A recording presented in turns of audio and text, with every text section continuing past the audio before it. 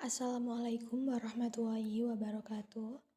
Saya Nurul Hikmawati dari Prodi Administrasi Bisnis 1D akan mempresentasikan resensi film yang berjudul Jokowi. Film ini diproduksi oleh K2K Pictures, disutradarai oleh Azhar Kinai Lubis, serta diproduseri oleh KKD Raj. Film ini diangkat dari kisah nyata yang ditulis oleh Joko Nugroho.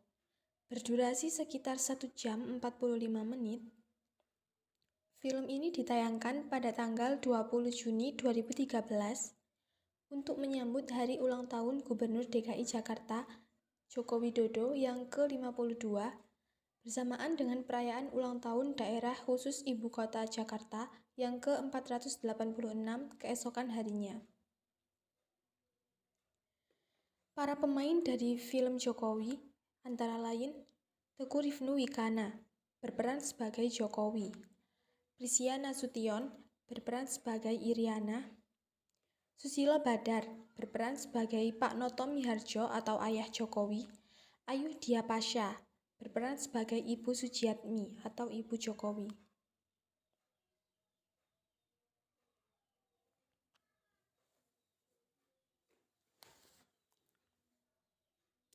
Film ini berawal dari seorang pria kurus berambut keriting menaiki sepeda ontelnya. Dia mengayuh sepedanya dengan cepat dan terburu-buru. Di bagian boncengan ada buntalan kain serta termos. Dia adalah Pak Noto Miharjo, tukang kayu yang sedang bergegas ke klinik persalinan untuk menyambut kelahiran anak pertamanya, yaitu Joko Widodo. Hidup mereka serba berkesusahan. Uang mereka habis untuk membayar biaya persalinan, sedangkan mereka masih harus membayar kontrakan. Sang kakek memberi hadiah piring keramik untuk Pak Noto Miharjo dan Sujiatmi karena telah dikaruniai seorang anak. Namun, mereka terpaksa untuk menjual keramik tersebut demi membayar uang kontrakan. Sayangnya, piring tersebut jatuh di tengah jalan dan pecah. Akhirnya, Pak Noto Miharjo terpaksa menggadaikan jam tangan wasiat dari orang tuanya dan hanya berhasil mendapatkan Rp2.500 saja. Pemilik kontrakan mengusir mereka karena tidak sanggup membayar penuh biaya sewa. Saat itu sedang turun hujan.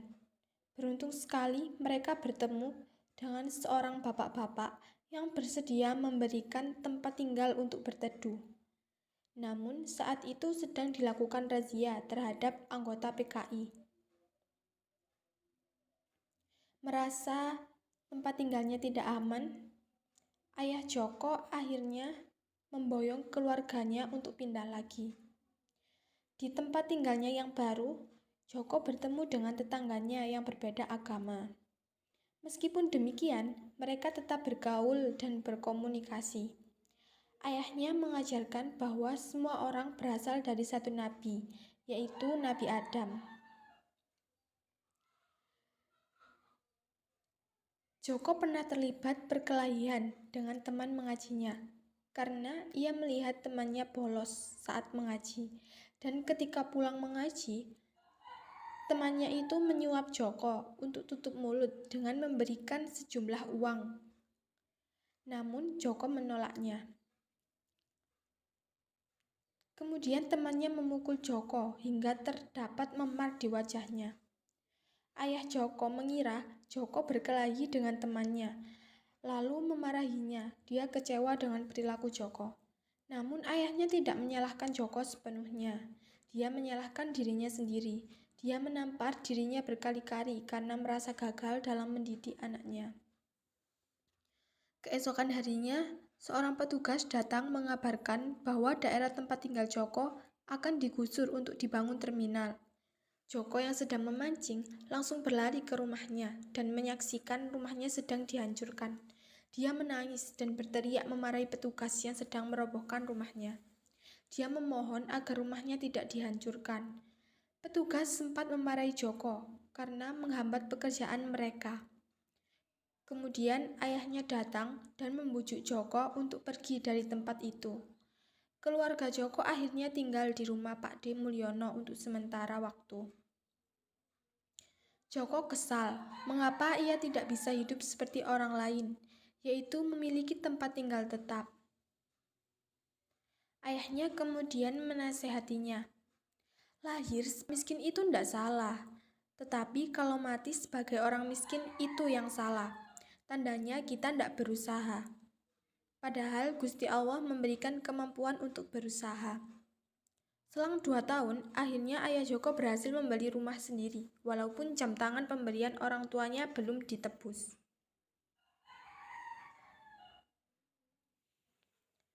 Joko mulai masuk SMA. Memang, ia tidak masuk SMA Negeri 1 yang merupakan sekolah unggulan. Awalnya Joko sedikit kecewa, namun setelah ia mendengar nasihat ayahnya, bahwa baju itu dinilai dari yang mengenakan, bukan dari baju itu sendiri. Joko akhirnya menjadi termotivasi untuk mulai menjadi orang yang pantas dipandang sejak saat itu.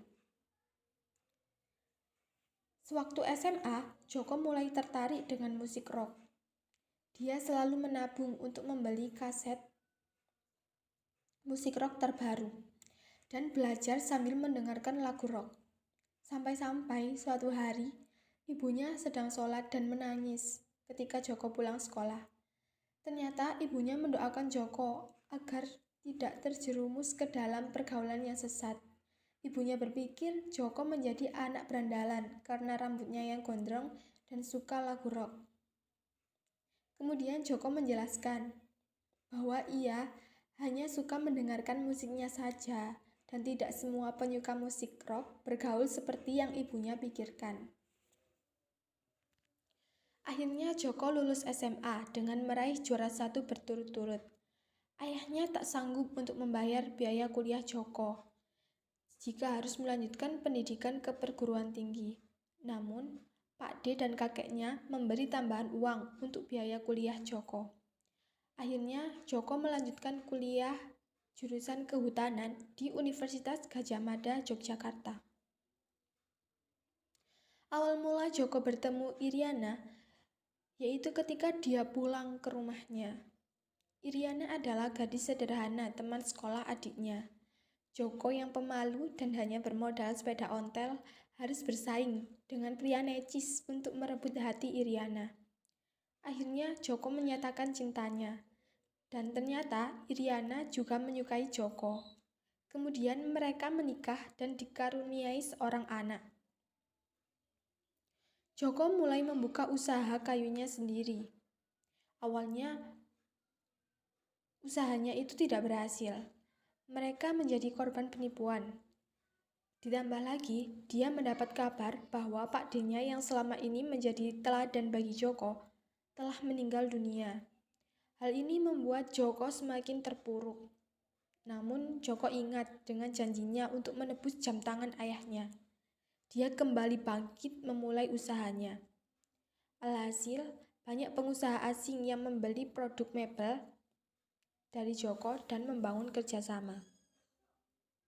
Setelah menjadi pengusaha kayu yang sukses, Joko kembali ke tempat pegadaian jam ayahnya.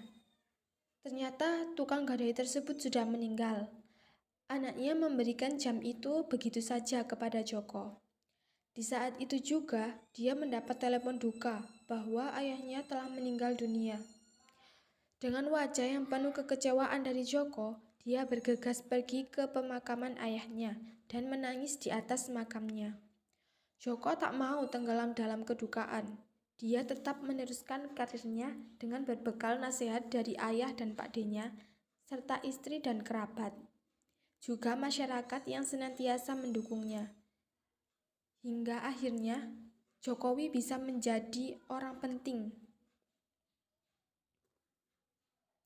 yaitu menjadi wali kota Surakarta dan gubernur DKI Jakarta pada tahun 2012.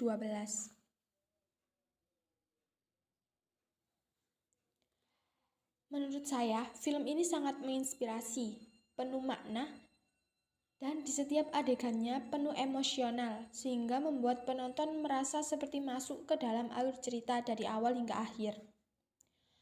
Film ini sangat mendidik, banyak nilai moral yang dapat diambil dari film Jokowi, seperti nilai kejujuran, keberanian, kedisiplinan, dan toleransi.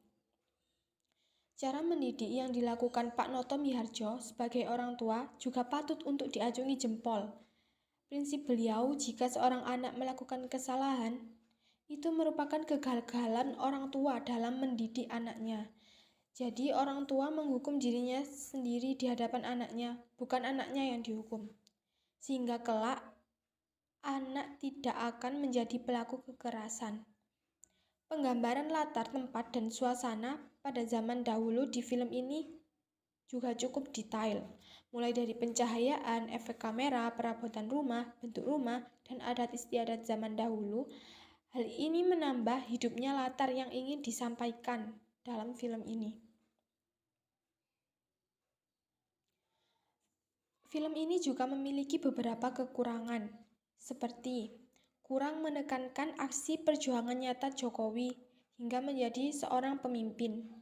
Di akhir cerita, langsung menunjukkan Jokowi sebagai orang penting. Perjalanan karirnya dalam dunia politik tidak ditayangkan.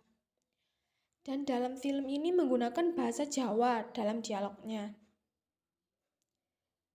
Mungkin tidak semua orang bisa mengetahui artinya. Dan hal ini dapat menyebabkan kesalahpahaman penafsiran dan bisa merusak makna yang ingin disampaikan dalam film tersebut. Secara keseluruhan, film Jokowi ini layak untuk ditonton dan diharapkan dapat memotivasi kita semua untuk hidup sederhana, namun bermartabat. Film ini menggambarkan perjalanan hidup Jokowi yang mengalami berbagai rintangan dalam meraih mimpinya. Dan mimpi itu akan terwujud jika disertai doa dan usaha yang keras. Sekian presentasi dari saya mengenai resensi film Jokowi. Mohon maaf apabila ada penuturan kata yang kurang berkenan.